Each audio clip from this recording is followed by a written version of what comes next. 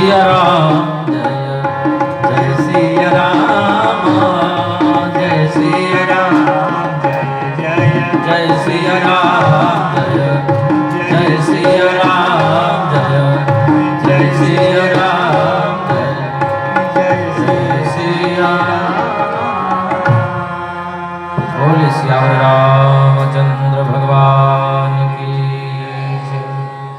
जगत जननी जानकी मैया की जय। लखन लाल की जय।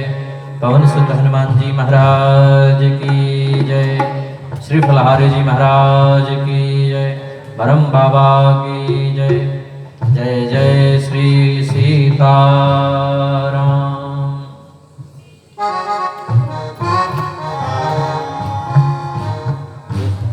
थोड़ा सा एक पॉइंट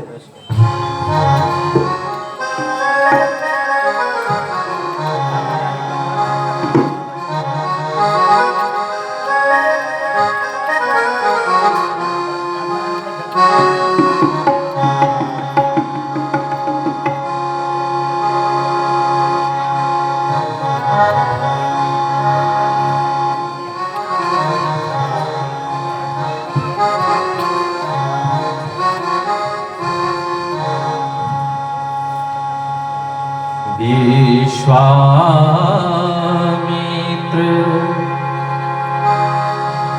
महामुनि आए।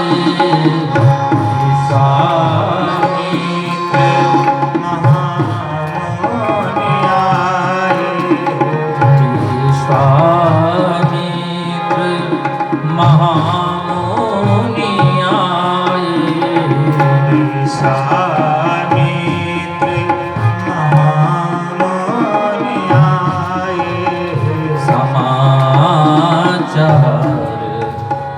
मिथिलापति पाए। समाचार मिथिलापति पाए। समाचार मिथिलापति पाए। समाचार मिथिलापति पाए। विश्वामित्र महामुनि आए। विश्वामित्र महामुनि आए। विश्वामित्र महामुनि आए। विश्वामित्र महामुनि आए। समाचार मिथिलापति पाए। समाचार मिथिलापति पाए।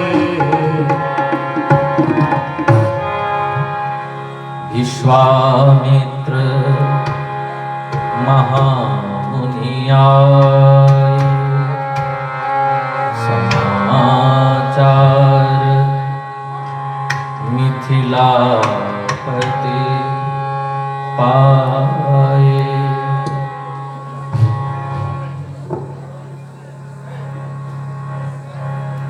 विश्वामित्र जी के संग में राम और लक्ष्मण जनकपुर में प्रवेश कर लिए हैं, प्रवेश कर गए हैं।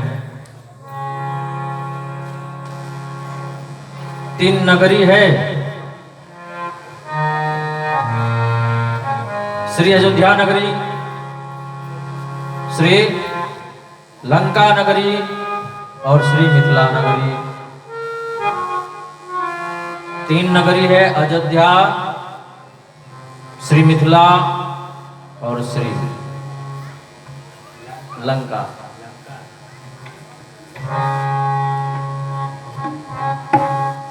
तीन नगरी है और तीनों की अलग अलग विशेषता है। तीनों नगर में रहने वाले लोग भिन्न भिन्न लोग हैं। लंका ऐसी नगरी है जहां सभी दुर्जन ही वास करते हैं, सभी दुष्ट लोग ही रहते हैं, सब राक्षस ही रहते हैं, वो है लंका। लेकिन ऐसा नहीं कि सब राक्षस ही हों, कुछ सज्जन भी हैं, त्रिजटा, विभीषण इत्यादि। तो लंका में सब दुर्जन ही दुर्जन हैं, एक दो सज्जन हैं। अयोध्या जहां पर सभी सज्जन हैं लेकिन एक दो दुर्जन हैं, मंत्रा आदि। जहां सभी सज्जन हैं, एक दो दुर्जन हैं, लेकिन नगरी तो है मिथिला, जहां सभी सज्जन ही सज्जन हैं। पुर नर नारी सुभग सुचि संता,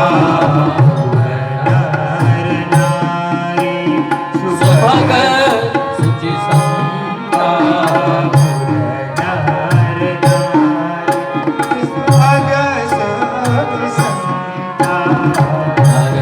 धर्मशील ज्ञानी गुणवंता,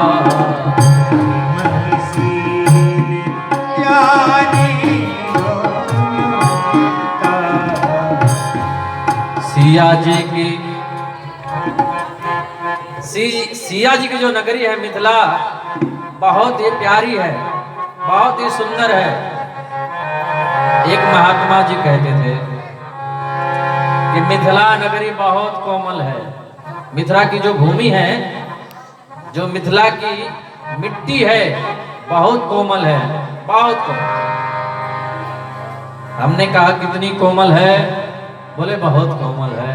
अरे कितनी कोमल है? बोले इतनी कोमल है, इतनी कोमल है कि यदि गिर जाएंगे तो चोट नहीं लगेगा। ऐसी है सीता जी की नगरी मिथिला। सिया जी की मिथिला नगरिया बड़ी पावन लागे, सिया जी की मिथिला नगरिया पावन लागे, सिया जी की मिथिला नगरिया पावन लागे, सिया जी की मिथिला नगरिया पावन लागे। तो विश्वामित्र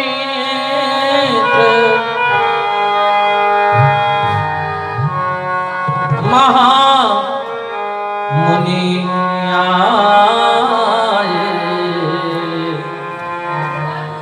असमाचार मिथिलापति पाए। महाराज जनक को सूचना मिली और विश्वामित्र जी ने सोचा कि जनक जी से हम मिल लें, बाद में राम लक्ष्मण आए। क्यों? बोले बाद में राम लक्ष्मण आएंगे तो इनको देख करके इनको थोड़ा आश्चर्य लगेगा।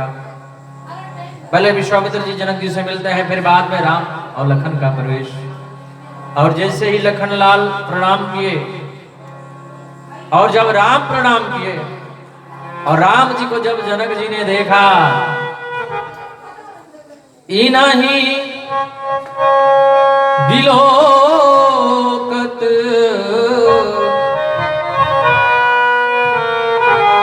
अति अनुरागा,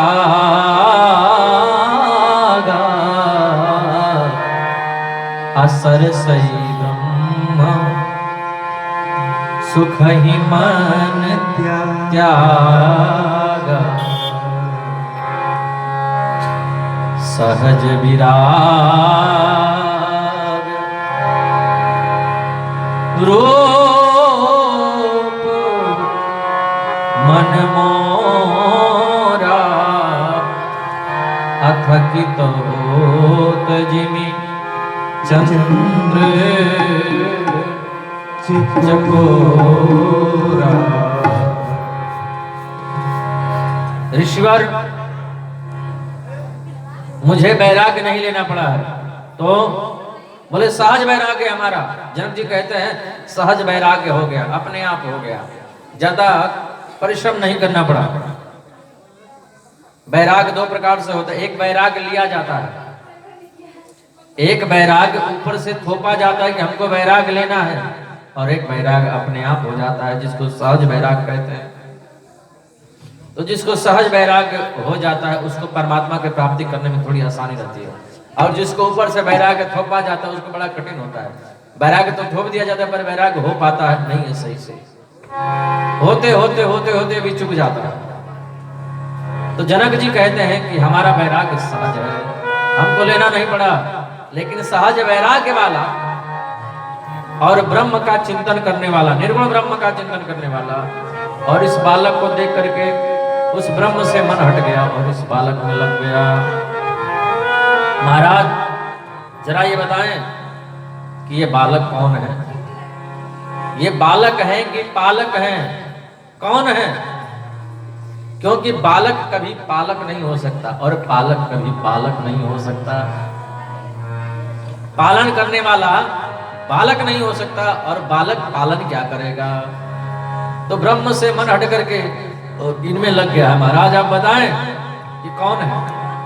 और संत लोग कहते हैं जनक जी ने जब राम जी को देखा, जब जनक जी राम जी के रूप को देखे,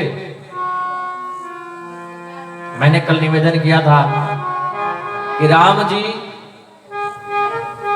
रूप, बल और शील तीनों में आगे हैं। रूप भी सुंदर है, बल भी है और शील भी है। यहां जनक जी को रूप से जीत रहे हैं, मिथिला को रूप से जीता, अयोध्या को शील से जीता और लंका को बल से जीता। यहां पर रूप का चमत्कार जनक जी जब देखे राम जी के रूप को, तो जनक जी को ईर्ष्या हुई, मीठी ईर्ष्या, वो वाली ईर्ष्या नहीं, मीठी ईर्ष्या। कैसी मीठी ईर्ष्या? बोले ऐसा बालक, ऐसा बेटा तो मेरे घर होना चाहिए था, ये दशरथ जी के घर कैसे हो गया? इतना सुंदर बालक हमारे घर होना चाहिए था। फिर सोचे पिता तो नहीं बन पाया हूं, चलो गुरु बन जाता हूं इस बालक का, कोई ना कोई से हमारा संबंध जुड़ जाए तो बढ़िया रहता। चलो इसका गुरु बन जाते हैं इस बालक का, और ये हमारा चेला बन जाएगा तो संबंध जुड़ जाएगा। बोले गुरु भी नहीं बन पाएंगे क्योंकि ये मौका वशिष्ठ जी को मिला है, ये मौका विश्वामित्र जी को मिला है। तो बोले हम गुरु भी नहीं बन पाएंगे। तब बोले चलो एक काम करते हैं, अपनी बेटी सीता की शादी इन्हीं से कर देंगे, क्योंकि कुछ ऐसे महापुरुष होते हैं, कुछ समाज में ऐसे व्यक्तित्व होते हैं जिनसे संबंध जोड़ लेने में फायदा ही रहता है, जिनमें जानबूझ करके संबंध जोड़ लेना चाहिए। क्यों? क्योंकि यही सन हठ करी हो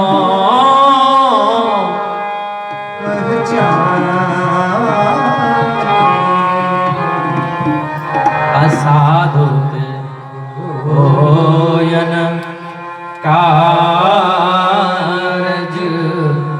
हानि,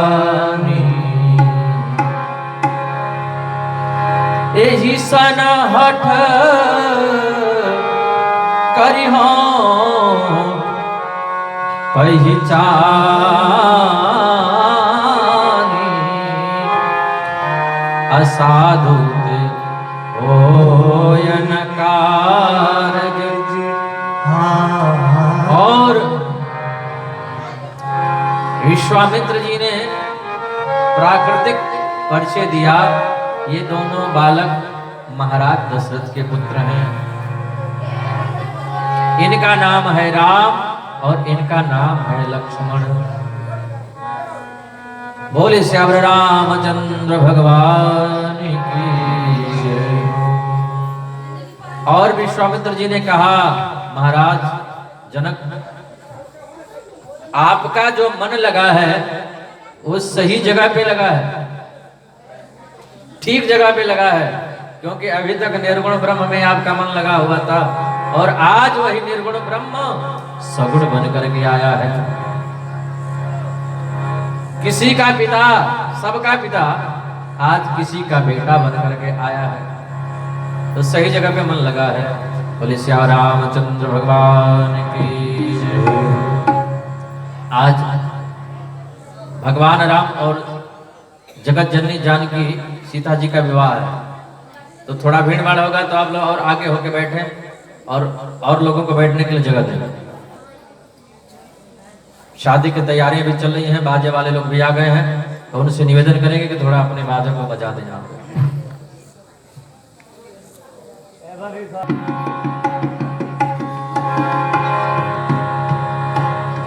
विश्वामित्र जी ने कहा, आपका जो मन लगा है ठीक जगह पर लगा है। ये दोनों बालक साधारण नहीं हैं, अवतारी पुरुष हैं दोनों, और आपका जो मन लगा है वो ब्रह्म में ही लगा है। अंतर इतना है कि पहले निर्गुण ब्रह्म में था, अब सगुण ब्रह्म में लगा है। जनक जी उन दोनों राम लखन को ले गए सुंदर भवन में। सदन जो था एयर कंडीशन, एसी रूम, वातानुकूलित, सब ही सुखद सब दिन सब काला। ऐसे रूम में, ऐसे स्थान पर राम और लखन को ठहराए, क्योंकि राजा के लड़के हैं तो वैसी इनको व्यवस्था देनी होगी। लेकिन विश्वामित्र जी को बाहर बागीचे में स्थान दिया। राम जी ने मन में विचार किया। क्या मन में विचार किया? अच्छा, एक बार जयकारा लगा दीजिए। बोले राजा रामचंद्र भगवान की।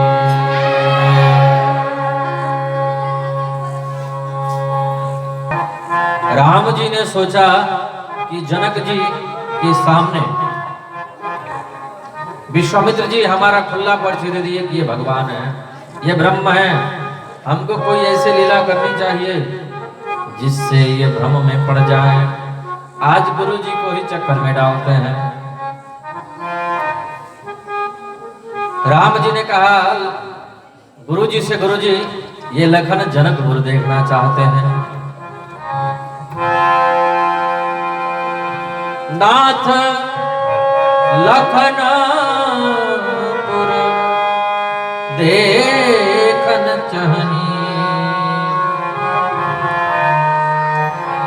गुरुजी ये लखन जो है ना, इनको बड़ी उत्सुकता हो रही है, बड़े उत्साहित हो रहे हैं कि जरा जनकपुर को देखें, यहाँ के बाजार को देखें, यहाँ की गलियों को देखें, यहाँ के लोगों को देखें। ये देखना चाहते हैं और आप यदि आज्ञा दे दें तो हम इनको देखा करके ले आए। विश्वामित्र जी पकड़ लिए राम, यहां भी तुम पकड़े गए। बोले नगर वही दिखा सकता है जो पहले से देखा हुआ है। और राम जग पे घन तुम देख निहारे। तुम तो सब देखे दिखाए हो, हैं? अरे तुम लोगों को क्या देखना। अब राम और लक्ष्मण दोनों मिथिला के गलियों में जैसे ही निकले, आहा, जिसने देखा सब के सब पागल हो गए, और जिसने सुना वो भी पागल। सब लोग अपने अपने काम धाम को वहीं छोड़ दिए। हालत कैसी बन गई? जैसे गोपियों की बन गई थी। जैसे ही जिस प्रकार गोपियों ने कन्हैया के मुरली को सुना, बिल्कुल वही दशा हो रही है। गोपियों ने सुना और बंशी को सुनते ही सब गोपियां दौड़ पड़ी वृंदावन में।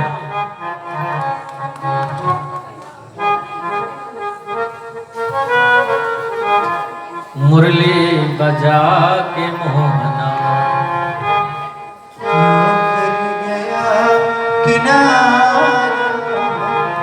अपनों से हाय कैसा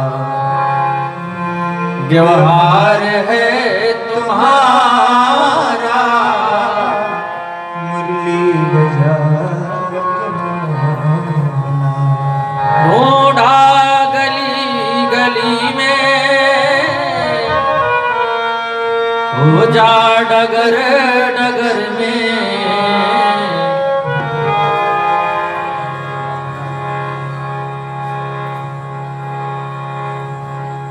जो दशा गोपियों की हुई थी वही दशा मिथिला के लोगों की। थोड़ा सा अंतर है इसमें। वहां बंशी बजी तो केवल गोपियां दौड़ी, लेकिन यहाँ बंशी बजी जब राम जी की तो गोपियां और गोप दोनों दौड़े। वहां केवल स्त्रियां दौड़ी और यहाँ स्त्री और पुरुष दोनों दौड़े।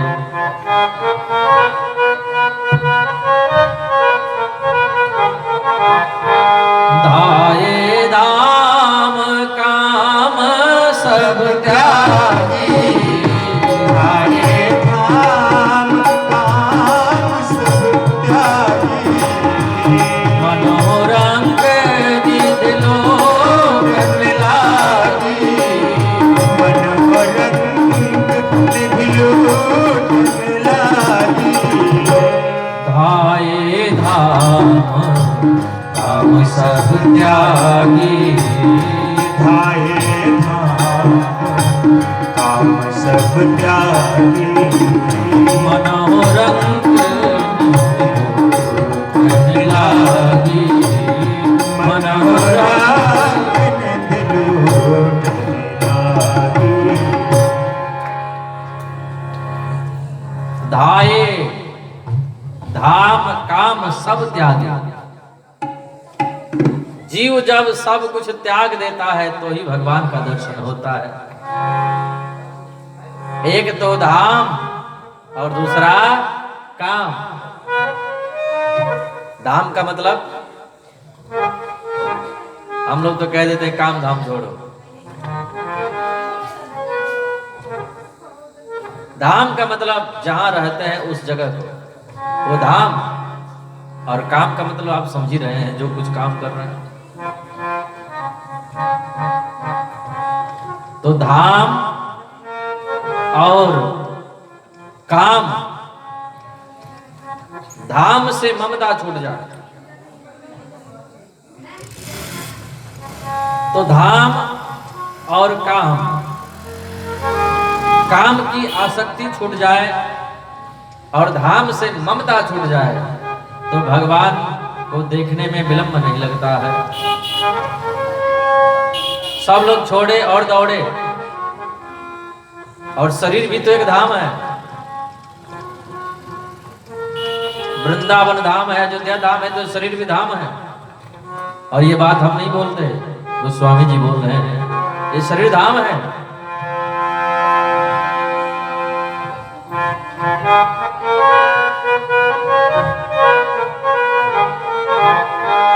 साधन दाम मोक्ष कर द्वारा, साधन धाम मोक्ष कर द्वारा, पाए न जे परलोक समारा, पाए न जे परलोक समारा, पाए न जे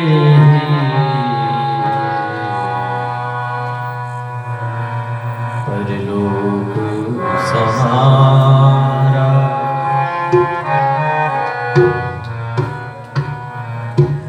तो जब धाम की ममता छूटती है, इस शरीर भी धाम है, तो शरीर से आसक्ति जब छूट जाए और काम से आसक्ति छूट जाए तो ही भगवान से मुलाकात हुआ करती। सब दौड़ पड़े और मनोरंग निधि लूटन लागे। सब लोग जैसे कोई गरीब आदमी धन दौलत सोना चांदी इत्यादि लूटने लगता है, ऐसे लोग राम जी के रूप को देख करके मानो सब कुछ पा गए हों और दौड़ पड़े। एक महात्मा जी अयोध्या के और एक महात्मा मिथिला के, दोनों आपस में झगड़ रहे हैं। आपस में दोनों लड़के बोले हमारे राम जी सुंदर, मिथिला वाले बोले हमारी जानकी जी सुंदर। अयोध्या वाले महात्मा बोले हमारे राम जी सुंदर हैं, जानकी से भी सुंदर राम जी। मिथिला वाले बोले राम जी से भी सुंदर हमारे जानकी जी। बातों बातों में बात बढ़ गई, सब लोग प्रमाण देने लगे। मिथिला वाले अपना प्रमाण दें, अयोध्या वाले अपना प्रमाण दें। अयोध्या वाले बोले नव कंज लोचन कंज मुख, भगवान के सब अंग कमल के समान है। कमल ही कमल है, कमल नेत्र है, कमल मुख है, पैर कमल है, सब अंग कमल ही कमल है।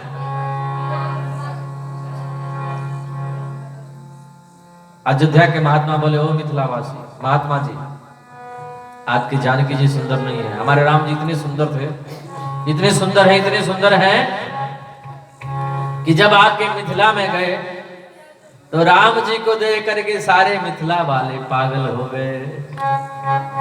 धाये काम धाम सब त्यागी, अमन हो रंग निधि लोट। हमारे राम जी इतने सुंदर के मिथिला वाले सब पागल हो गए। मिथिला वाले माता बोले हाँ ये तो बात ठीक है। फिर बोले नहीं महात्मा जी, आपकी बात तो सही है कि राम जी इतने सुंदर थे कि मिथिलावासी सब देख करके राम जी को पागल हो गए, और जो मिथिलावासी राम जी को देख करके पागल हो गए वो राम जी हमारी जानकी जी को देख के पागल हो गए उस वाटिका में। बोलो जय सिया राम। तात जनक तनयाय सोई, अधनुष जग जी कारण होई, अधनुष जग जी कारण होई। तो धाये धाम काम सब त्यागी, अमन रंग निधि लोटन लागी। राम और लक्ष्मण जा रहे हैं, ऋषि लोग एक तरफ हैं, महात्मा लोग एक तरफ हैं, बालक एक तरफ हैं, जवान स्त्रियां एक तरफ हैं, बूढ़ी स्त्रियां एक तरफ हैं, नवयुवती जो है कुछ अभी बहू आई है जो नई नवेली दुल्हन, वो ऊपर झरोके से देख रही हैं। राम और लक्ष्मण के ऊपर पुष्प वृष्टि कर रही हैं, सुमन वृष्टि कर रही हैं।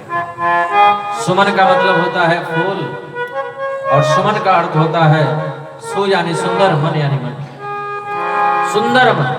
सुमन का एक अर्थ सुंदर मन भी होता है।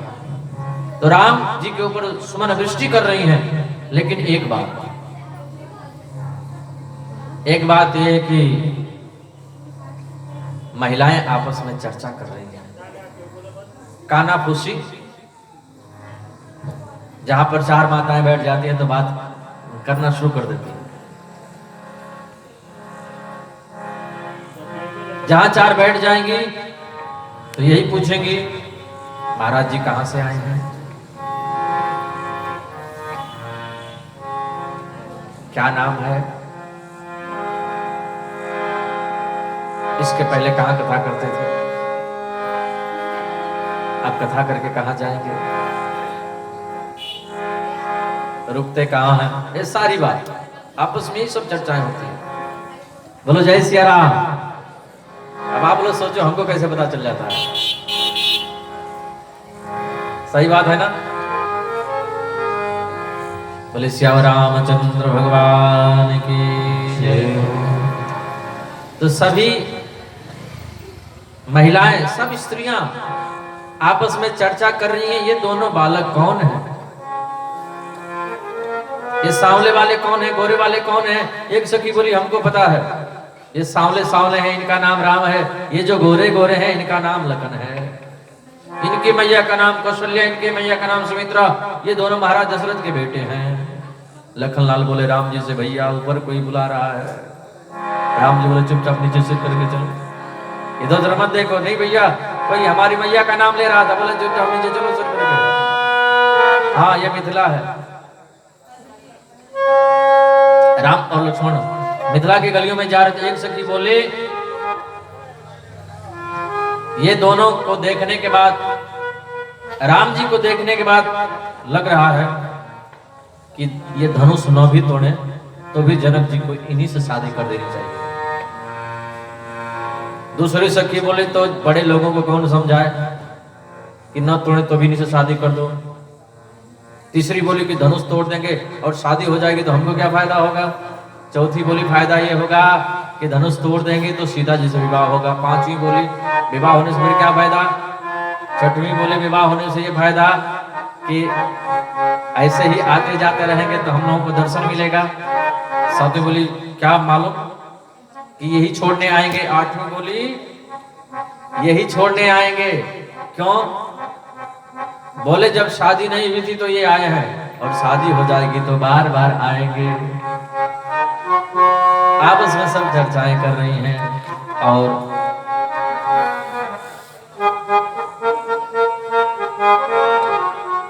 राम और लक्ष्मण जनकपुर के गलियों में डोल रहे हैं। सखियों का भाव है राम जी ऊपर देखते नहीं हैं, अगल बगल देखते नहीं हैं। कन्हैया जी होते ना, कन्हैया होते तो अब तक कई सौ बार ऊपर नीचे देख लिए होते। जय सिया राम। कन्हैया यहाँ पर होते तो कई बार इधर उधर देख लेते, लेकिन राम जी चुपचाप नीचे सिर करके जा रहे हैं।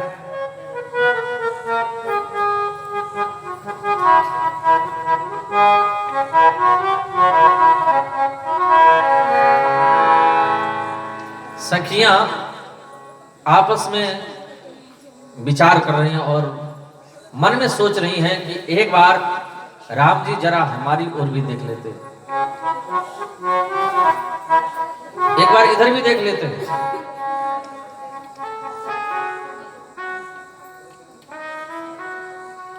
कनी हेरी रघुनाथ जी हमारी मोरिया, कनी हेरी रघुनाथ जी हमारी मोरिया, कनी हेरी रघुनाथ जी हमारी मोरिया, कनी हेरी रघुनाथ जी हमारी मोरिया, कनी हेरी रघुनाथ जी हमारी ओरिया, वो हमारी ओरिया, हमारी ओरिया, हो हमारी ओरिया, कनी हेरी रघुनाथ जी हमारी ओरिया, कनी हेरी रघुनाथ जी हमारी ओरिया, कनी हेरी रघुनाथ जी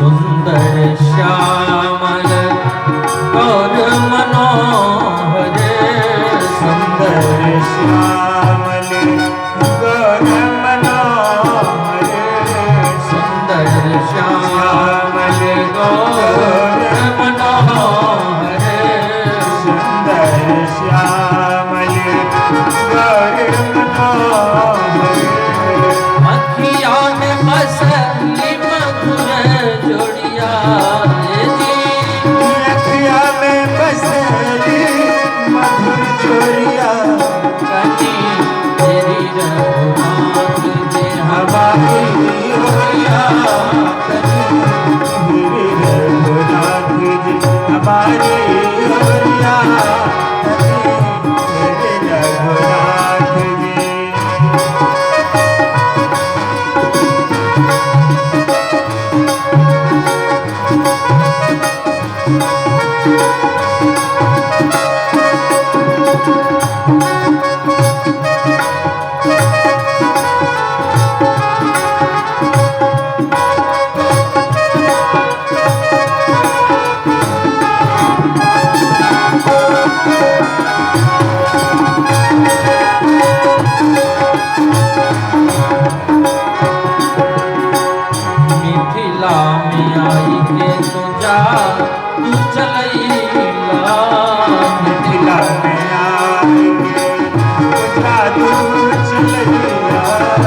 मिथिला में आई के तो जा तो चलैला मिथिला में आई के तो जादू चलैला मोहिली हल मिथिला के सब गोरिया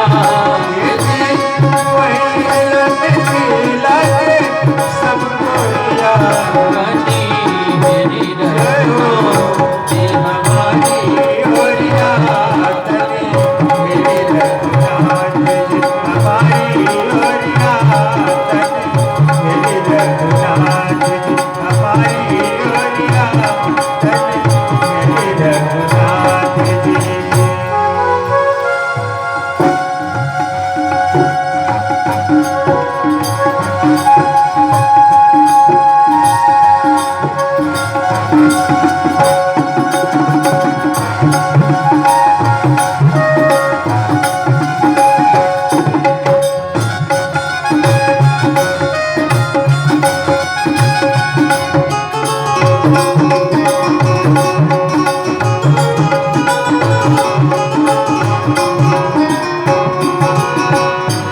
नैन चलाई के मधुर मुस्काई के नैन चला के मधुर मुस्काई के नैन चलाई के मधुर मुस्काई के नैन चलाई के मधुर मुस्काई के कैला जनक झुके चित चोरिया कैला जनक के चित छोरिया कनी मेरी रघुनाथ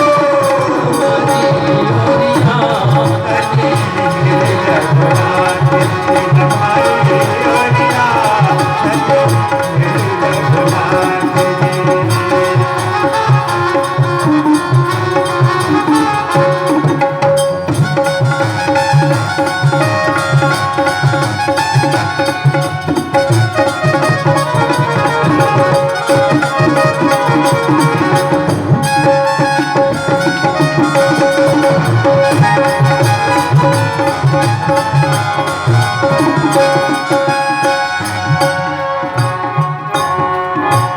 राम भद्राचार्य हिया हंसी हे रहो राम भद्राचार्य हिया हंसी हे रहो जल जबिलो जनकी कोरिया जी जनक मिलो की छोरिया जल जबिलो जनकी कोरिया जी जनक बिलो जनकी कोरिया मेरी रघुनाथ हमारी गोरिया हमारी ओरिया हो हमारी ओरिया हमारी गोरिया हमारी गोरिया कनी मेरे रघुनाथ जी हमारे गोरिया मेरे रघुनाथ जी हमारी गोरिया कनी मेरे रघुनाथ जी हमारी ओरिया मेरे रघुनाथ जी कनी हेरे रघुनाथ सानी सदनी रे सा।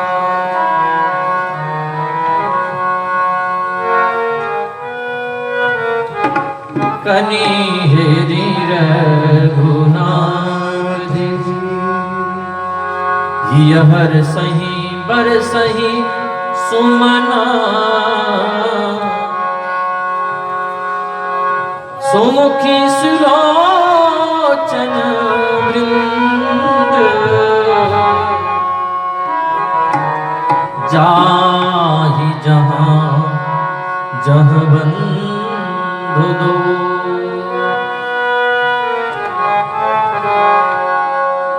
तह तह परमानंद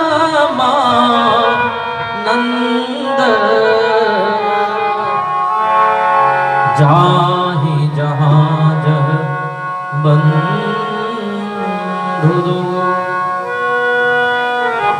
सब लोग बहुत प्रसन्न हो रहे हैं, बहुत प्रमुदित हो रहे हैं। जाई जहां जहां बंधु दो, तहां तहां परमानंद। दोनों भाई जहां जहां जा रहे हैं वहां वहां परम आनंद हो रहा है। एक संत इसका बड़ा सुंदर अर्थ लगाते थे, बड़ा बढ़िया भाव। इसका भाव ये लगाते थे इस दोहे का कि जहां पर दोनों भाई जाते थे वहां वहां परमानंद नाम के महात्मा जी जाते थे। एक परमानंद नाम के महात्मा जी थे, वो राम जी को देख करके इतने पागल हो गए कि जहां जहां राम जी जाए वहां वहां जाए। जहां जहां जाहि जहां जहां बंधु दो, तह तह परमानंद। बोले श्याम रामचंद्र भगवान की। ये भाव है संतों का। बच्चे लोग राम जी का हाथ पकड़ करके दिखा रहे हैं, ये यज्ञशाला है, यज्ञ भूमि है, धनुष यज्ञ यहीं पर होगा, ये सब पंडाल है, ये सब दिखा रहे हैं। और इसको देखने के बाद राम और लक्ष्मण दोनों लौट करके आए। गुरु जी विश्राम कर रहे हैं और सेवा कर रहे हैं, राम और लक्ष्मण। जिनके चरण सरोरुह लागी, वो राम जी विश्वामित्र जी के चरण की सेवा कर रहे हैं। राम जी सेवा कर लिए तो राम जी विश्राम कर रहे हैं। अब लखनलाल राम जी के चरणों की सेवा कर रहे हैं। ऐसे करके रात बीती। गुरु की सेवा करनी चाहिए, पर समय समय पर राम जी लखनलाल को समझाते रहते हैं कि लखनलाल बस अब सो जाओ। लखनलाल बोले नहीं प्रभु अब थोड़ा और चरण दबा ले। फिर कुछ समय के बाद राम जी बोले लखनलाल अब सो जाओ। लखनलाल बोले नहीं प्रभु थोड़ा सा और दबा ले। और ध्यान दीजिए, ये हमको विवेक दे रहे हैं कि कोई हमारा चरण दबाए, कोई हमारी सेवा करे तो थोड़ी थोड़ी देर के बाद उसको मना करना चाहिए, बस रहने दो। हाँ, थोड़ी थोड़ी देर के बाद कह देना चाहिए बस रहने दो। सासू को चाहिए अगर बहू दबाए, अगर दबाए तो, वैसे तो दबाती नहीं है। अगर मान लीजिए कथा से थोड़ा सा उनको कुछ शिक्षा मिली और बहू जाए कि आज मैं सास जी की सेवा करूंगी, मन में भाव आ जाए कि आज सासू जी के चरण दबाऊंगा, तो अगर दबाए तो सास को भी विवेक रखना चाहिए कि 10 मिनट हो जाए, 15 मिनट हो जाए, आधे घंटे हो जाए, उसको मना कर दे। अगर ये विवेक नहीं रहा, अगर नहीं आपने मना किया तो कल से काम बंद हो जाएगा। कल से दबाना बंद। तो सासू को भी चाहिए कि समय समय पर मना कर दे। बस सब हो गया। एक महात्मा जी थे, उनका नया नया शिष्य आया और महात्मा जी का चरण दबा रहा था। ध्यान दें, महात्मा जी का चरण दबा रहा था तो महात्मा जी को बहुत आनंद आ रहा था, अच्छा लग रहा था। वो शिष्य 9 बजे चरण दबाना शुरू किया, 12 बज गए। चरण दबाते दबाते वो मना नहीं करे, वो दबा रहा था, मना नहीं करे। महात्मा जी पूछे, बोले श्याम रामचंद्र भगवान की। मैं निवेदन कर रहा था कि एक गुरुजी सो रहे थे, 9 बजे सोए और एक शिष्य उनका चरण 9 बजे दबाना शुरू किया। 12 बज गए, 12 बज गए चरण दबाते दबाते। शिष्य सोच रहा है कि गुरुजी सो जाएं तो हम भी थोड़ा आराम कर लें। गुरुजी ने पूछा शिष्य से, बेटा कितने भाई हो? शिष्य ने कहा गुरुजी 4 भाई हैं। अच्छा अच्छा, कोई बात नहीं। फिर 1 बजे शिष्य ने सोचा गुरुजी सो गए हैं तो थोड़ा हम आराम कर लें। जैसे ही चरण छोड़ करके चलने को तैयार हुआ, फिर गुरुजी पूछे, बेटा कितने भाई हो? शिष्य ने सोचा गुरुजी जग रहे हैं, फिर चरण दबाना शुरू किया। गुरुजी 4 भाई हैं। फिर 2 बज गए।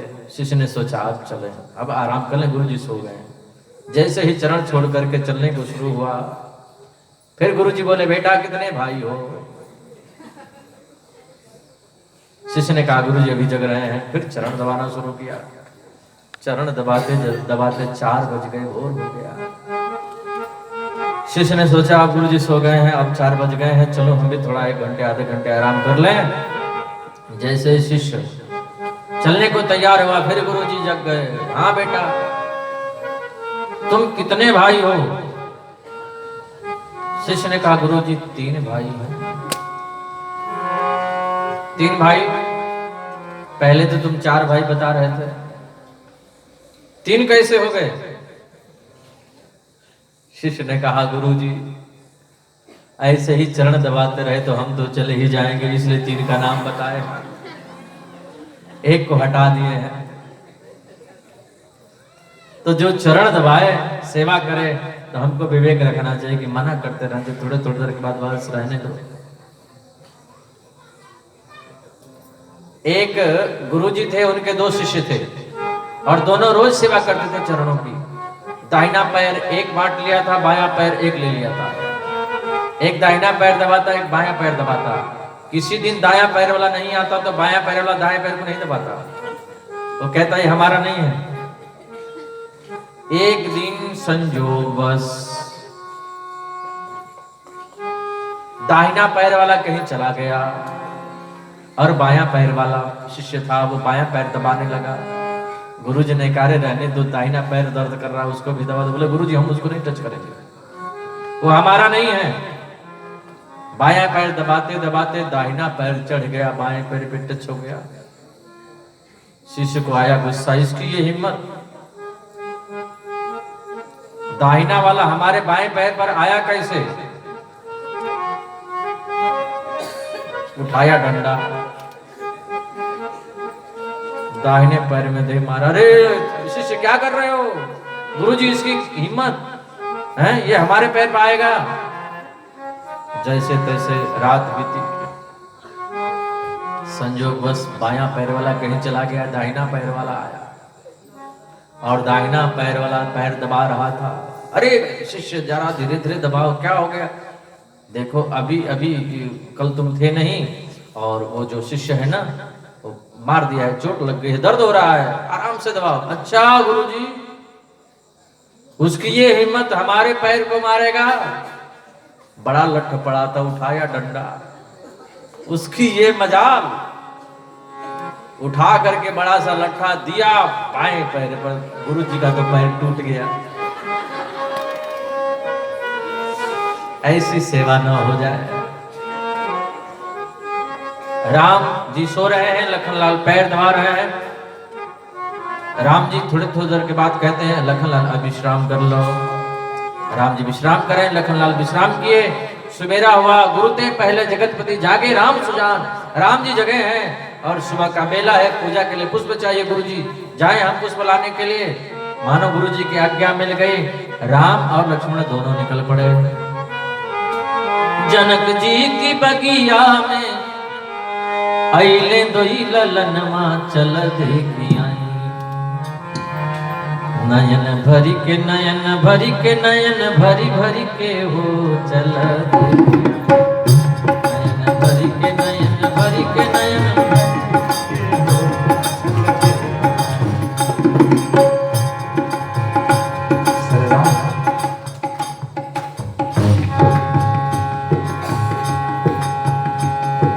जनक जी की बगिया में, जनक जी की बगिया में आइए दोई ललनवा, चल देखी आई। नयन भरी के नयन भरी के नयन भरी भरी के हो, चल देखी आई। नयन भरी के नयन भरी के नयन भरी भरी के हो, चल देखी आई। नयन भरी के नयन भरी के नयन भरी भरी के हो, चल देखी आई। राम और लक्ष्मण जैसे ही जनक जी की पुष्प वाटिका में प्रवेश करने के लिए गए, माली दौड़ कर गया डंडा लेकर के, खबरदार अंदर जाना माना है, 500 रुपए जुर्माना है, भीतर नहीं जा सकते। बोले क्यों? बोले ये जानकी जी की बगिया है और महिला का ही इसमें प्रवेश मिलता है, इसमें पुरुष का प्रवेश नहीं है। दौड़ करके आया और बोला बगिया बिच जान न दई हो रघुबर बिनती सुनो। राम जी बोले क्यों नहीं जाने दोगे? माली ने कहा प्रभु बहुत खतरा है, आपको भी खतरा है और हमारे बाग को भी खतरा है। क्या क्या खतरा है? प्रभु आपके चरण इतने कोमल हैं, इतने कोमल हैं, और हमारे बगीचे में पुष्प गिरे हुए हैं, पंखुड़ियां गिरी हुई हैं, और वो पांवों में गड़ जाएंगी। कोमल चरण कमल बिन पनहि,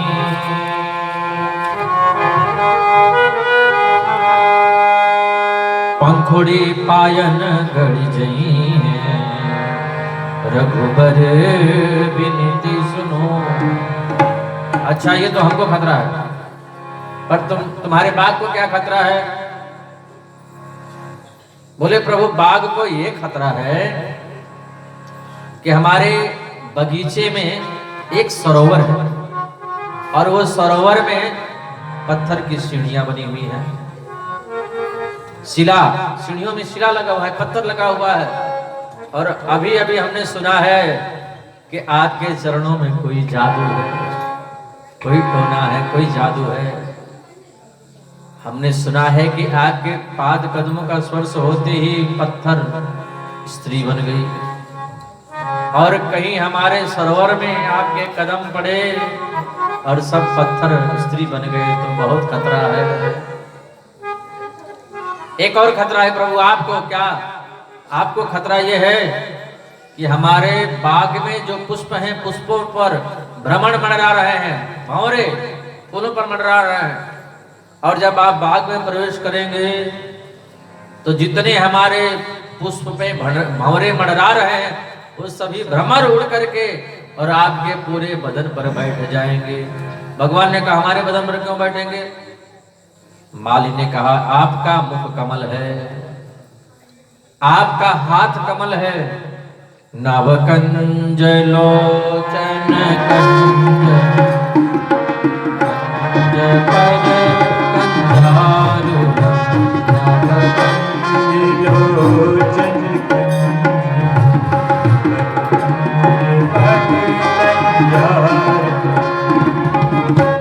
राम जी बोले तो खतरा ही खतरा है भाई, कोई उपाय है भीतर जाने की? माली बोला प्रभु एक उपाय है, जब आप जनक नंदिनी किशोरी जी की जय बोलेंगे तब आपको भीतर प्रवेश मिलेगा। राम जी बोले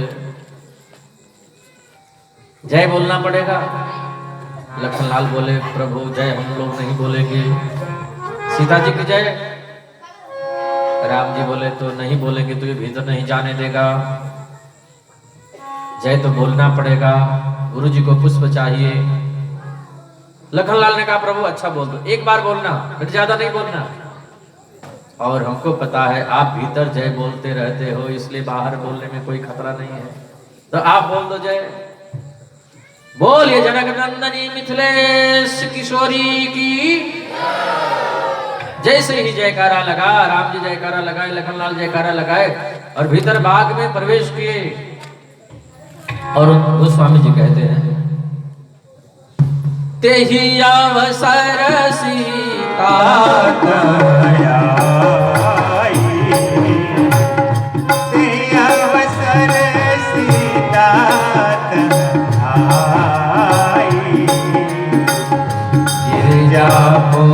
जन जननी पठाई, जन जननी पठाई। उसी वक्त श्री सीता जी आई हैं सखियों के संग में।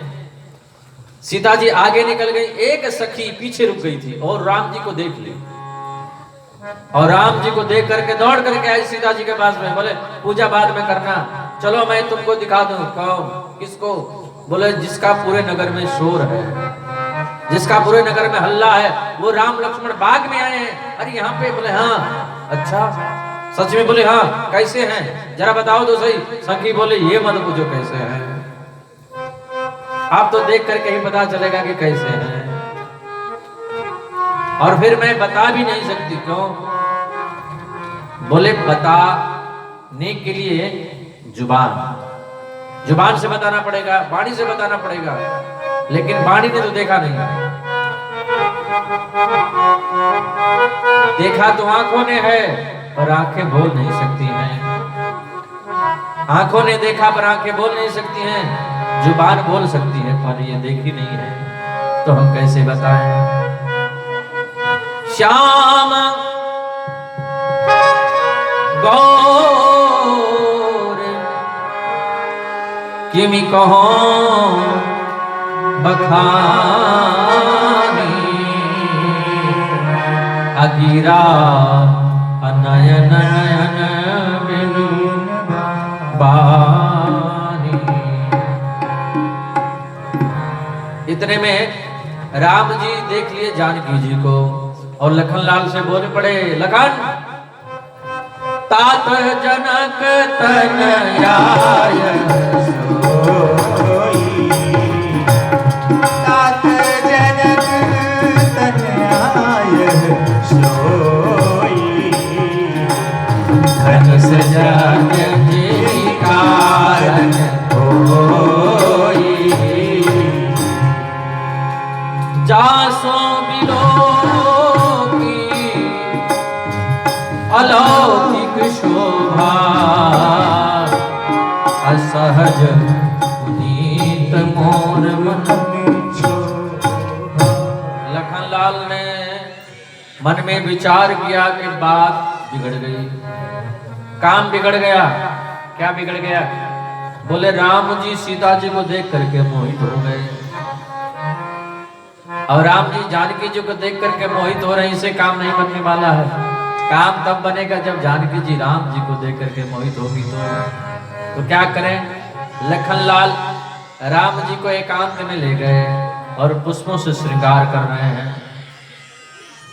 राम जी को फूलों से सजा रहे हैं, जैसे पुजारी मूर्ति को, किसी प्रतिमा को पुष्प से श्रृंगार करता है, माला पहनाता है, वैसे ही लखनलाल राम जी का श्रृंगार कर रहे हैं।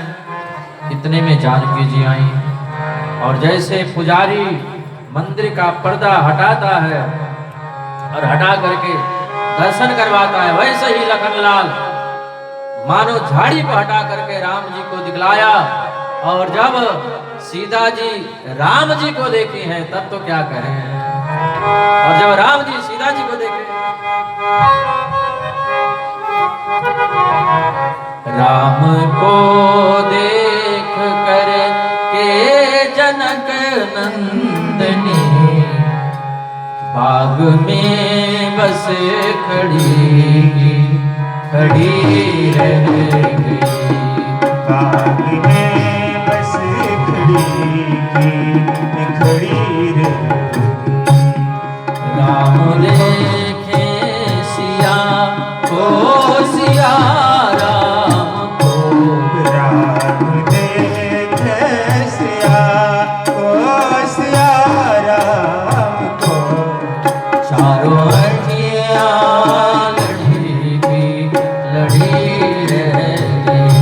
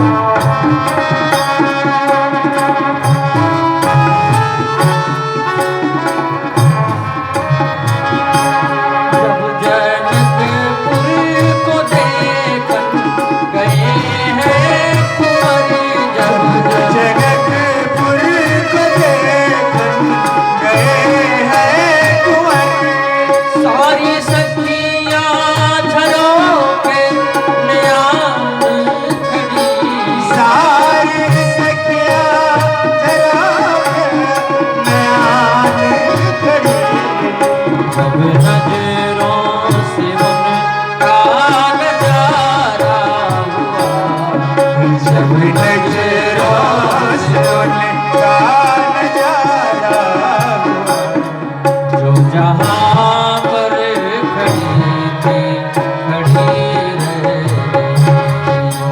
जहाँ पर खड़ी रह गई, हमको देख कर के जनक नंदिनी, हमको देख कर के जनक नंदिनी, हाथ में थी घड़ी की घड़ी रह गई। सिया स्वयंवरी में पहुंचे जब दो तुम्हारे स्वयंवर में पहुंचे जब दोनों कुंवर, धर्म पूरे किए हैं धनुष भंग कर, धर्म पूरे किए धनुष भंग कर, इनका जलवा निराला समझी ना सका, इनका जलवा निराला समझी ना सका, सबके अरमान धरे रहे।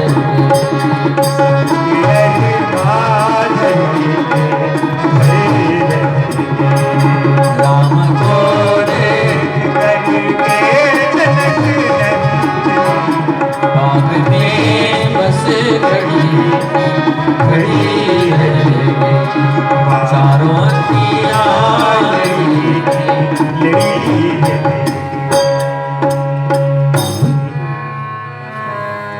जैसे ही जानकी जी ने राम जी को देखा, मानो राम जी का स्वरूप अपने नेत्रों के माध्यम से हृदय में उतार लिया और नेत्रों को बंद कर लिया।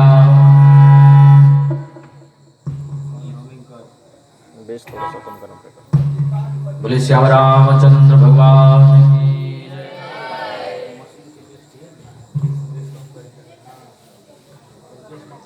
अब जानकी जी गई है गिरजा पूजन करने के लिए, मैया ने जैसा कि भेजा था। जाया जाया गिरिवर राज किशोरी, जय महेश मुख चंद्र चकोरी। और मांगा जो सांवरे सलोने ब्राह्म है ना, वो हमको पति के रूप में मिले। विनय प्रेम बस भई भवानी, खसी माल मूरत मुस्कानी। मूर्ति मुस्कुराने लगी और बोल पड़ी, धन्य हो जानकी, तुम्हें सांवरा सलोना राम अवश्य मिलेंगे। और मूर्ति बोल पड़ी। लोगों को लगता है कि मूर्ति बोलती है क्या, ये बात समझ में नहीं आ रही है कि मूर्ति कैसे बोलेगी। इसलिए समझ में नहीं आ रही है, हमसे तो हमारा पड़ोसी नहीं बोलता है, तो मूर्ति कहां से बोलेगी। बोलो जय सिया राम। विनय प्रेम बस भई भवानी, अखसी माल मूरत मुस्कान। सुन सिया सात्य आशीष हमारी, अपूजहि मन कामना तुम्हारी। मन जाहि रात सहज सुंदर काम रो मन जाहि।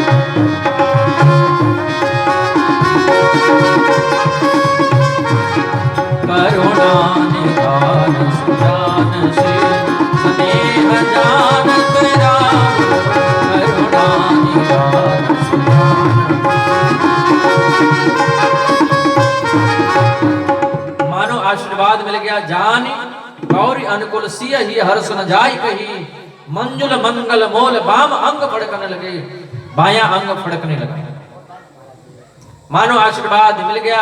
इधर राम और लक्ष्मण दोनों गुरु जी के पास में गए, गुरु जी ने आशीर्वाद दे दिया दोनों को। सुफल मनोरथ हो तुम्हारे, राम लखन सुनि भय सुखार। आज दूसरा दिन है, धनुष यज्ञ का दिन है।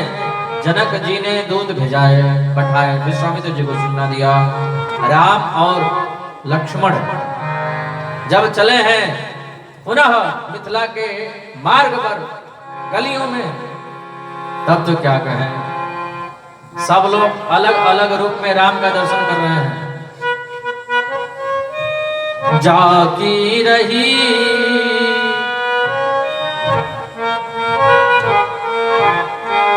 जाकी रही भावना जैसी,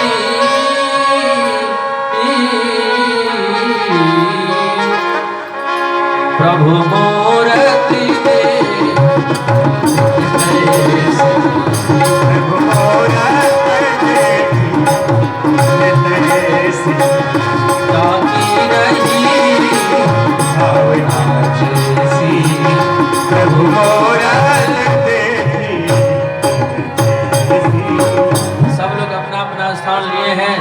जनक महाराज ने दूतों से कहा कि हमारे प्रण को सुनाया जाए। बंदी जन खड़े हो गए, घंटे घंटा नगाड़ा आदि लेकर के, और ध्वनि करने लगे, आवाज करने लगे, घंटनाद हुआ और प्रण सुनाया। बोले बंदी वचन बर सुनहु सकल महिपाल, पन विदेह कर कहि हम भुजा उठाई विशाल। आए दूर दूर से दीप दीप के आए राजागण, कान खोल करके सुन लो, जो इस शिव के धनुष को तोड़ देगा उसी के संग में महाराज जनक अपनी बेटी सीता की शादी कर देंगे।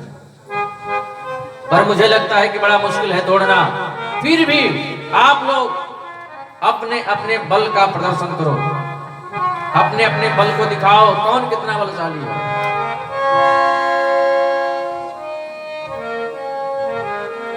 नृपभुज बल विधु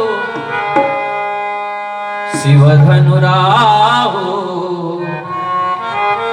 आप लोगों के भुजाओं में जो बल है वो चंद्रमा के समान है, और ये जो धनुष है राहु के समान है। मतलब राजा लोग समझ रहे हैं कि हमारे भुजाओं में बल चंद्रमा के समान, यानी हम लोग बहुत बलवान हैं। सब लोग उछलने लगे, कूदने लगे, अपने अपने, ऐसा लग रहा था कि जैसे कूद करके दूर चले जाएंगे, ऐसे उछलने लगे, कूदने लगे, अपने अपने भुजाओं को चढ़ाने लगे, कमर में फेटा बांधने लगे, अपने मूंछों पर हाथ फेरने लगे। एक के बाद एक राजा तैयार होने लगे। सब लोग समझ रहे थे कि हम लोग बहुत बलशाली हैं। ये जो जनक के दूत बता रहे हैं कि आप लोगों की शक्ति चंद्रमा के समान है। फिर बोले कि शिव धनु राहु, जैसे चंद्रमा को राहु ग्रसित कर लेता है, वैसे आप लोगों के बल को ये धनुष ग्रसित कर लेगा। पर ये बात वो लोग नहीं सुने, इतना ही सुने थे कि हमारे भुजाओं में जो बल है वो चंद्रमा के समान है। नृपभुज बल विदु। फिर भी उठो और तैयारी करो, एक के बाद एक राजा। तम की धरहि धनु मूढ़ नृप, तम की धरहि धनु मूढ़ नृप, उठई न चलहि न जा। मनहु पाय भट बाहुबल, अधिक अधिक गरुआ। कुछ राजाओं का विचार हुआ कि हमने सुना है सीता जी धरती की बेटी हैं और हम लोग पृथ्वी के पति हैं, राजा हैं, तो बेटी से शादी करें, ये ठीक नहीं है। लौट गए। जिनके कछु विचार मन माही, चाप समीप महीप न जाहि। एक राजा खड़ा हुआ, धनुष को तोड़ने के लिए नीचे जो बैठे थे वो मनाने लगे, हे गणेश जी इनसे न टूटे, हमसे टूट जाए 5 किलो लड्डू चढ़ाएंगे। जो धनुष तोड़ने गया वो बोला, हे गणेश जी हमारे धनुष तोड़ जाए हम आपको 10 किलो लड्डू चढ़ाएंगे। तब तक तीसरा सुन लिया, बोले हम 15 किलो चढ़ाएंगे, इनसे न टूटे। गणेश जी चक्कर में पड़ गए कि क्या करें, किससे तोड़वाएं किससे तोड़वाएं किससे तोड़वाएं। सब लोग अपने अपने मन्नत गणेश जी को करने लगे। गणेश जी मौन हो गए, बोले हम अब किसी से नहीं तोड़वाएंगे। और एक के बाद एक राजा खड़े हुए और तमकी धरा ही धन मूढ़ निपा उठाई न चलई न जाय मन उठाई बटवा बल अधिक अधिक करवा तमकी धरा ही धन मूढ़ निपा उठाई न चलई न जाय।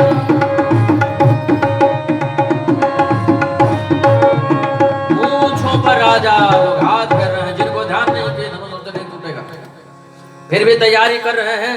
और रति बिनु राज रति बिनु पाठ रति बिनु मानस लागत भी को रति बिनु साधु रति बिनु संत रति बिनु जोग न होय जति को। कवि गंग कहे सुन शाह अकबर रति बिनु मानव एक रति को, रति बिनु मानव एक रति को। एक के बाद एक राजा खड़े हुए और जैसे ही थबाक लगाया धनुष को, ऐसा करंट मारा कि जाकर के पीछे धड़ाम से गिर पड़ा। दूसरा खड़ा हुआ वो भी थबाका लगाया, वो भी पीछे जाकर के धड़ाम से गिर पड़ा। तीसरा खड़ा हुआ वो भी जाकर के, और भूप सहस दस कहीं बारा लगे उठावन लगे उठावन भूप सहस दस कहीं बारा लगे उठावन एक के बाद एक राजाओं से जब नहीं उठा तो 10,000 राजा एक साथ खड़े हुए और धनुष को उठाए, लेकिन उठा नहीं। रावण आदि बड़े बड़े वीर आए, लेकिन फिर भी धनुष नहीं हिला। टूटने की तो कौन कहे, हिला तक नहीं। तब महाराज जनक बहुत अकुलाए और जनक जी अकुला करके खड़े हो गए और ऐसा व्यंग बोला, दीप दीप के भूपति नाना आए सुनी हम जो पठाना आए सुनी हम जो पठाना आए सुनी हम जो पठाना। आप लोगों ने मेरे प्रण को सुना, धनुष तोड़ने की तो कौन कहे, आप लोग हिला तक नहीं सके। लेकिन मुझे बहुत शर्म आ रही है आप लोगों को देख करके। आप लोगों को देखने के बाद मुझे लगता है कि आप लोग क्षत्रिय नहीं हैं। लखनलाल गरम होने लगे। जैसे ही कहा कि मुझे लगता है कि यहाँ पर कोई क्षत्रिय वीर नहीं बचा है। क्यों? बोले परशुराम जी जब धरती को क्षत्रिय विहीन किए तो सब लोग मारे गए। मुझे लगता है कि कोई बचा नहीं है, नहीं तो धनुष तोड़ ही देता। सुकृत जाई, यदि मैं अपने प्रण को तोड़ूं तो जाकर के विवाह होगा, और नहीं तोड़ूं तो फिर धनुष नहीं टूटेगा। सुकृत जाई जो पानी परिहर,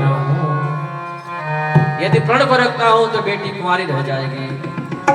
सुकृत जाई जो पनु परिहर, कुंवारी कुंवारी रहेगा कुंवारी कुंवारी रहेगा कुंवारी कुंवारी रहेगा। कुछ लोग राजा ध्यान से जनक जी के बातों को सुन रहे थे कि जनक जी बोल क्या रहे हैं। शायद बोलते बोलते कह देंगे कि सब लोग आपस में लड़ाई करो, युद्ध करो, जो जीतेगा वो ले जाएगा सीता जी को, तो शायद हमारी बारी आ जाए। अभी लोग बैठे हुए हैं आस में कि शायद कोई दूसरा तीसरा निर्णय निकले कुछ और, क्योंकि किसी से टूटेगा नहीं धनुष।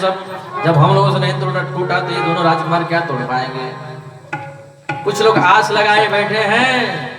जनक जी ने कहा कि बैठे क्या हैं आप लोग, और हमारी ओर क्या देख रहे हैं। आशा छोड़िए और जाइए। तजहु आस निज निज गृह जाओ, लिखन विधि पर देहि विवाहो लिखन विधि पर देहि विवाहो। ओ तजहु आस निज निज गृह जाओ लिखन विधि पर देहि विवाहो लिखन विधि पर देहि विवाहो लिखन विधि पर देहि विवाहो।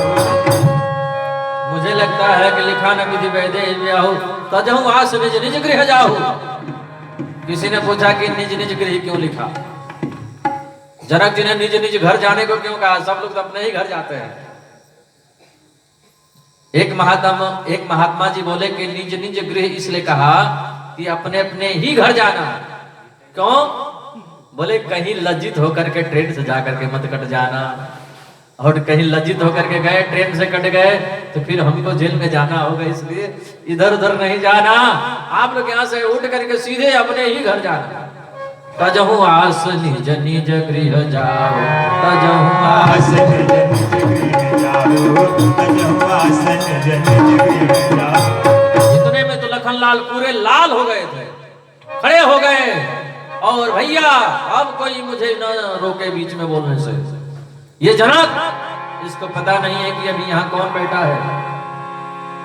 ऐसी बातें जनक जी बोले हैं, इतना अनुचित आपके रहते कहीं जनक जैसा अनुचित भागी, विद्यमान रघुकुल मणि धारी, विद्यमान रघुकुल धारी, ओ विद्यमान रघुकुल मणि जाने, विद्यमान रघुकुल मणि जानी। भैया आपके रहते ऐसे शब्द ये बोल गए। आप यदि आज्ञा दें, अभी मैं बता दूंगा, यदि आप आज्ञा दें, इस धनुष को कंदुक की भांति मैं उठा लूं, इस धनुष को कमल लाल की भांति तोड़ दूं, धनुष को कंधे पर लेकर के मैं 100 जोजों तक तोड़ जाऊं, कच्चे घड़े की तरह मुसल को फोड़ दूं, छत्रक दंड के समान इसको तोड़ दूं। जो तुम्हारे अनुशासन पावो, कंदुक जीव ब्रह्मांड उठावो, कंदुक जीव ब्रह्मांड। ओ जो तुम्हारे अनुशासन पावो, कंदुक जीव ब्रह्मांड उठावो, कंदुक जीव ब्रह्मांड उठावो। भैया आप कहो यदि न करूं मैं क्षत्रिय कहलाना बंद कर दूंगा। आप बोलो तो सही, इस धनुष की कौन कहे, पूरे ब्रह्मांड को लेकर के मैं दौड़ जाऊंगा। लखनलाल इतना बोले कि जितने लोग बैठे थे सब कांपने लगे, जितने राजे महाराजे सब, धरती अंबर सब लोग कांपे, सब कांपे। लखन सकोप बचन जब बोले, डगमगान मणि दिग्गज डोले, डगमगान मणि दिग्गज डोले।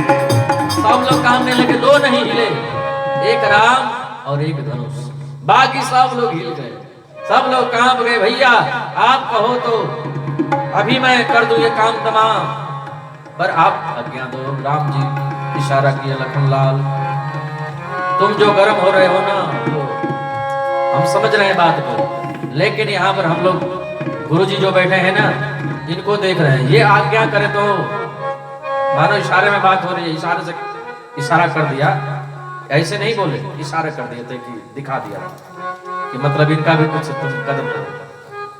अच्छा बहुत लोग होते हैं ना, माता पिता से झगड़ा करते हैं जब, तो बेटा तो माता से झगड़ा करता ही है, उस बेटे की जो बहू होती है वो भी माँ से झगड़ा करती है, और जो सासू कहती है वो बहू कहती है। पर बेटा को ये नहीं पता होता है कि ये आखिर में हमारी माँ है, हमसे बड़ी है, हमको जन्म दिया है, ये कुछ बोल सकती है, इसका अधिकार है, पर हम कुछ बोले ये हमारा अधिकार नहीं। लेकिन बेटा तो कहता है, बेटे की बहू भी जितनी गालियां वो देती है उतनी गालियां ये देती है, बात बराबर बन जाती है। वहां पर छोटे बड़े का कोई वो नहीं है, कौन बड़ा है कौन छोटा है, सब बात बराबर है। कम से कम इतना तो झगड़ा भी हो तो इतना विवेक रखना चाहिए कि हम झगड़ा किससे कर रहे हैं, पिता से कर रहे हैं कि माँ से कर रहे हैं कि बड़े भाई से कर रहे हैं। झगड़ा करें लेकिन इसका भी ख्याल रखना चाहिए कि किससे झगड़ा हो रहा है, वो मर्यादित शब्द में बातें होनी चाहिए, मर्यादित भाषा निकलनी चाहिए, छोटे बड़े का वो करके और फिर बात बोलना चाहिए, लेकिन सब बात बराबर हो जाती है। राम जी ने इशारा किया, लखन बोल रहे हो लेकिन थोड़ा सा देखो। लखनलाल मानो हट गए, एक किनारे हो गए, और विश्वामित्र जी का भी अभी दाहिना हाथ उठ चुका है। बेटे राघव जी, गुरुजी उठहु राम भंजहु भव चापा, अमेटे होता तु जनक परिता। उठो, राम जी उठे और धनुष की ओर चले। सब लोग सोच रहे कि ये बालक क्या कर पाएगा। सुनैना बोली बड़े बड़े लोग नहीं तोड़ पाए तो ये छोटा सा बालक क्या करेगा, इससे क्या होगा। सखियां समझा रही हैं, सीता जी भी मन्नत मान रही है, हे गणेश जी गणनायक देवा, गणनायक वरदायक देवा, आज लगे आज लगी तुझसे। आज तक आपकी सेवा की या फिर आज के लिए ही हमने आपकी सेवा की थी, ये जो समय है बस धनुष टूट जाए। आज तक जो आपकी सेवा की, आपको पूजा की, इसीलिए की थी कि इनके द्वारा धनुष टूट जाए। हे गणेश जी या फिर हे गणेश जी, जब धनुष खींच करके लाया गया तो हाथी के सूंड से खिंचवाया गया और आपका भी सूंड हाथी का है, तो आप जरा अपने सूंड से मदद कर दो तो धनुष टूट जाए। मानो गणेश जी को मना रही हैं। राम जी ने देखा नहीं धनुष तोड़ते हैं तो सबकी आस टूट रही है, और सीता जी आप धनुष यदि नहीं तोड़े तो ये तो मर ही जाएंगे, और मर जाएंगे तो बाद में धनुष तोड़ने से फिर फायदा क्या होगा। त्रिसित बार बिनु जो तनु त्यागा, अमुए करही का सुधा तड़ागर, का बरसा जब कृषि सुखाने, असमय बीत गुनिका। राम जी धनुष की परिक्रमा किए हैं, माता को याद किया, पिता को याद किया, गुरु को याद किया, प्रणाम किया, सारी सभा को प्रणाम किए, और प्रणाम करके जैसे ही झुके, राम जी जैसे ही नीचे झुके, लखनलाल खड़े हो गए और कांपने लगे। विश्वामित्र जी ने कहा तुम बैठ जाओ, तुमको थोड़ी तोड़ना है। अरे राम धनुष तोड़ेंगे, तुम क्यों खड़े हो गए? लखनलाल बोले हम बेकार में नहीं खड़े हुए हैं। तो बोले हम इसलिए खड़े हुए हैं कि भैया राम धनुष को तोड़ने जा रहे हैं, तो तुम्हारा क्या काम है? बोले हम धरती को पकड़े हैं कस के, कि कहें भैया राम तोड़े धनुष और धरती को कुछ हो गया तो, और धरती को हो गया तो धरती है सीता जी की माँ, तो बेटी की शादी में माँ को कुछ हो जाए तो ये ठीक बात नहीं, इसलिए हम धरती को पकड़े हैं। और राम जी खड़े हुए हैं, और गोस्वामी जी कहते हैं सब लोग निगाहें लगाए हुए हैं कि कब धनुष टूटेगा, क्या होगा, टूटेगा या नहीं टूटेगा। सबकी नजरें गड़ी हुई हैं, सब लोग केवल देख रहे हैं राघव धनुष को कब उठाए, कब तोड़े, किसी ने नहीं देखा। जैसे ही धनुष टूटा तो जोर से प्रकाश हुआ, और जब आवाज हुई तब लोग समझ गए। तेहि क्षण माध्य राम धनु तोरा, हरे भुवन धुनि घोर कठोरा, हरे भुवन धुनि घोर कठोरा, हरे भुवन धुनि घोर कठोरा। नित चढ़ावत खेचत गाड़े, काहुन लखा देख सब ठाड़े, काहुन लखा देख सब ठाड़े। ओ तेहि क्षण माध्य राम धनु तोरा, हरे भुवन धुनि घोर कठोरा, हरे भुवन धुनि घोर कठोरा, हरे भुवन धुनि घोर कठोरा। हरे भुवन घोर कठोर, रव रवि पाद तज मारक चल, दिक्करहि दिक्कज भोल मही, भोल घोर कलमल सुर असुर मुनि कर कान दिक्क, सकल विकल विचारहि, ओ दंड खंड उधाम तुलसी, जयति वचन उचारहि, हाँ जयति वचन उचारे, हाँ जयति वचन उचारे, हाँ जयति वचन उचारे। तो तेहि क्षण माध्य राम धनु तोरा, हरे भुवन धुनि घोर कठोरा, हरे भुवन धुनि घोर कठोरा। दीक्षित राम तोरा, हरे भुवन धुनि घोर कठोरा। तोड़ दियो तोड़ दियो तोड़ दियो रे, रघुबर ने धनुया या तोड़ दियो, रघुबर ने धनुया तोड़ दियो। जोड़ लियो जोड़ लियो जोड़ लियो रे, जोड़ लियो जोड़ लियो जोड़ लियो रे। तोड़ दियो तोड़ दियो तोड़ दियो रे, रघुबर ने धनुया तोड़ दियो, ओ सिया जी से जतवा जोड़ दियो रे। सिया जिस धनुहिया तोड़ दिए, रघुवर ने धनुहिया तोड़ दिए। तोड़ करके धनुष को एक बगल में रख दिया। संतों ने जानकी जो इशारा किया, झट से जयमाला इन्हीं को पहना दो। बीच में राजा लोग आ रहे हैं कि हमको धनुष जयमाला पहना दे, क्योंकि किसी ने देखा नहीं, किसी ने तोड़ा, कब टूटा, कोई देख ही नहीं पाया, इतनी जल्दी में धनुष टूटा था। राजा लोग खड़े हो गए, बीच में आने लगे, सब लोग खड़े हो गए, तो उसमें थोड़े से चहल पहल हो गई। और राजा लोग तो इस चक्कर में है कि ये जो पहनाने जब चले तो बीच में हम जाकर के कब से पहने। तो राजे महाराजे सब लोग खड़े हो गए, मानो युद्ध कर देंगे, लड़ाई कर देंगे। लखनलाल जैसे ही आंख निकाले, सब राजे इधर उधर हो गए, बिखर गए। सखियों ने इशारा किया, जानकी जी को जल्दी से खड़ी हो जाओ और जयमाला जाकर के राम जी को पहना दो। जानकी जी जयमाला लेकर के गई, लेकिन राम जी हैं बड़े, जानकी जी हैं छोटे। झुक जइयो तनिक रघुवीर, तनिक रघुवीर लली मेरी छोटी झुक जइयो तनिक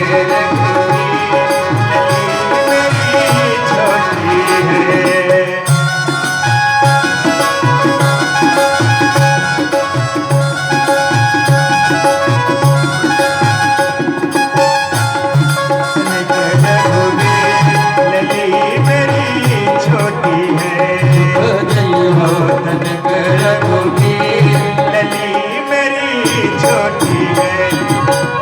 राम जी नहीं झुकते हैं। लखनलाल ने सोचा कि कुछ न कुछ हमको करना चाहिए। लखनलाल दौड़ करके गए, राम जी के चरणों में साष्टांग दंडवत किया, और जैसे ही लखनलाल दंडवती किए, चरणों में झुके, वैसे ही राम जी दौड़ करके लखनलाल को उठाने का प्रयास किए। इतने में राम जी झुके तो सखियों ने कहा तुरंत जयमाला इसी समय डाल दो, और जैसे ही झुके तो तुरंत जानकी जी राम जी के गले में जयमाला। बोले जनक नंदनी की। अब तो चरण स्पर्श नहीं कर रही है। गौतम तियगत सुरत कर, नहीं पर सत पग पा। चरण नहीं छू रही है कि ये चरण वही है जो पत्थर से स्त्री बना दिए, और मैं चरण का स्पर्श करूं और स्त्री से पत्थर बन जाऊं, तो इसलिए नहीं चरण छू रही है। गौतम तियगत सुरत करे, नहीं परसत पग पांव। बड़ा सुंदर भाव है, पता नहीं कैसे परशुराम जी सुन लिए। तेही अवसर, तेही अवसर सुनी,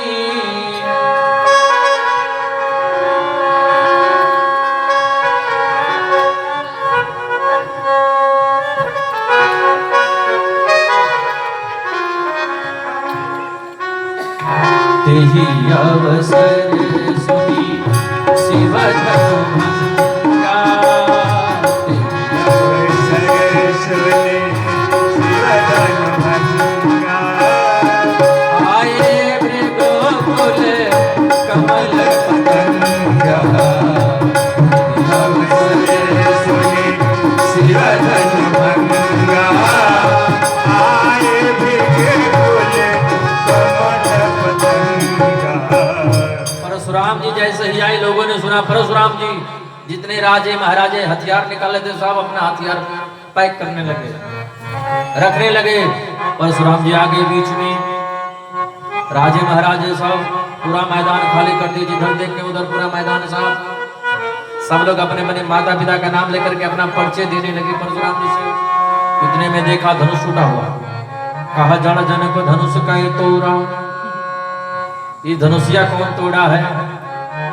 अब किसकी हिम्मत जो बताए कि किसने तोड़ा है? बोले जल्दी बताओ, और नहीं बताओगे तो न तुम्हारे जई हैं सब राजा। जल्दी से बताओ, नहीं तो हम लाइन से शुरू करेंगे मारना, और सबको मारेंगे, सबको दंड देंगे। कुछ राजों ने सोचा कि, राजे महाराजों ने सोचा कि बता दे किसने तोड़ा, बड़ा अच्छा संवाद है। नाथ संबोधन। राम जी आ गए।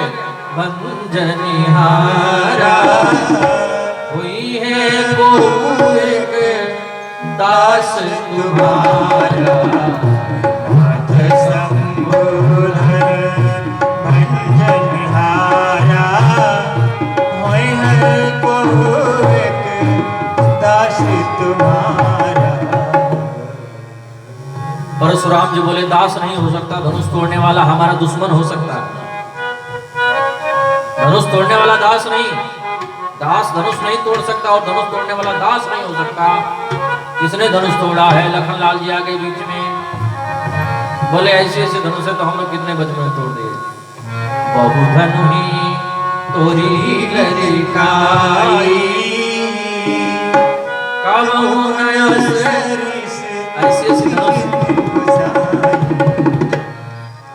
ऐसे ऐसे धनुष तो हम लोग कितने तोड़ दिए, लेकिन आपने कभी झगड़ा नहीं किया। और इस धनुष पर आपकी ममता, यही धनु पर ममता के ही तू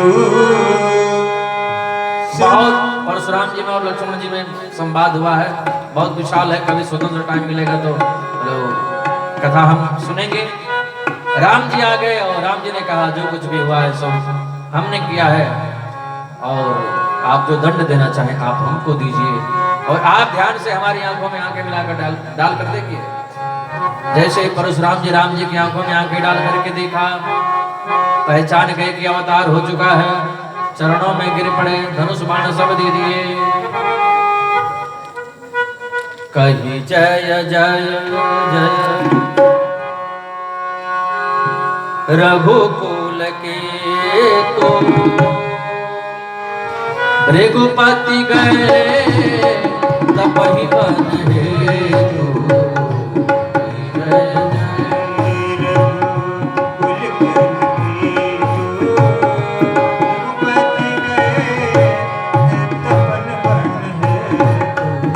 परशुराम जी की बुद्धि का किवाड़ खुला और निकल पड़े। इधर निर्णय हुआ कि विधिवत विवाह हो तो बढ़िया रहेगा, बारात के साथ में हो तो ठीक रहेगा। तो कैसे होगा? बोले लेटर लिखो, पत्र लिखो, चिट्ठी लिख करके और भेजवा दो जनकपुर में, अयोध्या में कि जनकपुर में राम जी धनुष को तोड़ दिए।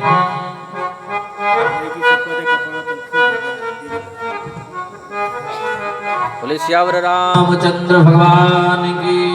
हम पाती लेके आवत बंगार से, राजा जनक दरबार से। हम पाती लेके आवत बंगार से, राजा जनक दरबार से। राम लखन कर पर चीटी, राम लखन कर पर चीटी। रही गए कहत ना खाटी मीठी। रही गए कहत ना खाटी मीठी। हम तो पाती लेके आवत बानी पार से, राजा जनक दरबार से। पाती लेके आवत बानी पार से, राजा जनक दरबार से। हम तो पाती लेके आवत बानी पार से, राजा जनक दरबार से।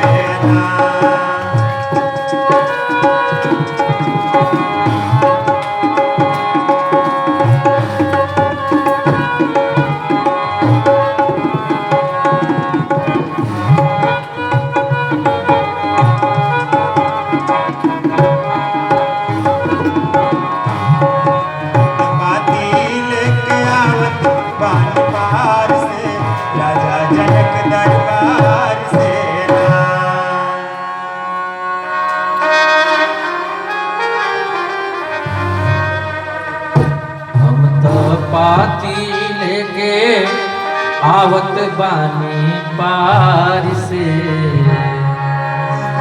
राजा जनक दरबार से।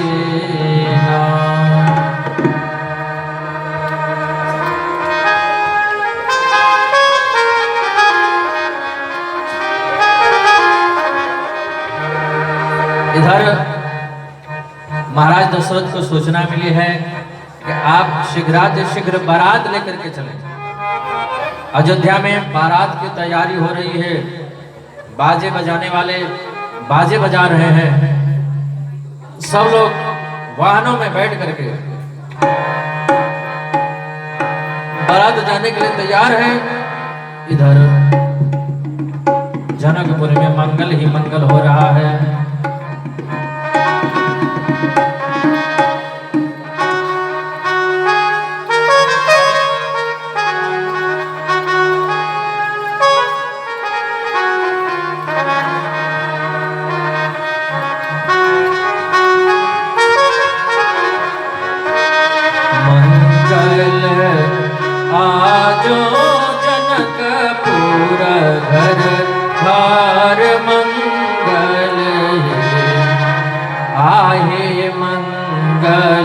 रचे वो बेतान कान धोनी मंगल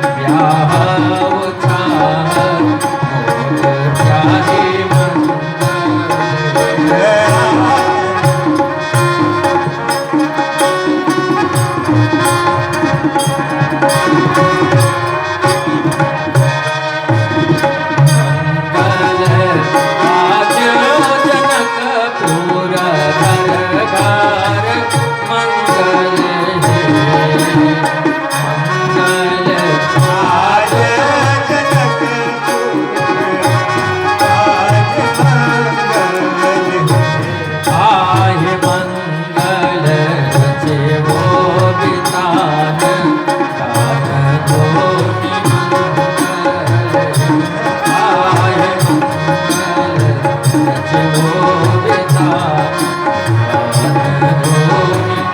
मंगल। बारात आ रही है ना, आप लोग बैठे रहेंगे, उठेंगे नहीं।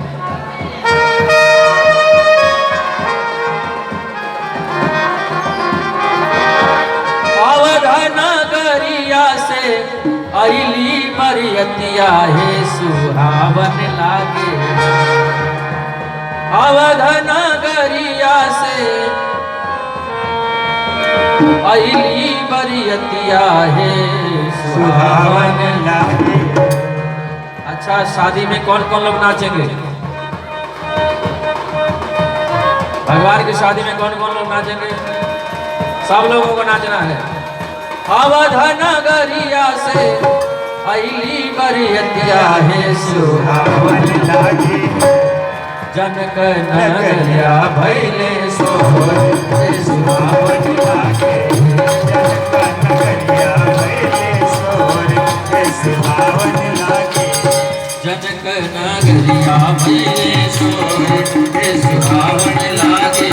हे सुहावन लागे। परिछन चलली सब, परिछन चलले सब, परिछन चल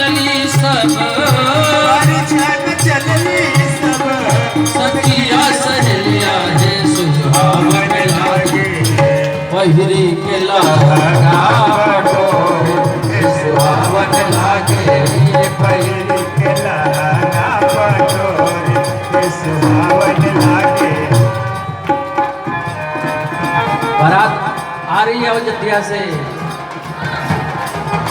तो सब लोगों को राम जी की शादी में नाचना है। आज मेरे राम की शादी है, इसलिए सब लोग खड़े हो जाएंगे और सब नाचेंगे। सब लोग खड़े हो जाएंगे। अवध नगरिया से, अवध नगरिया से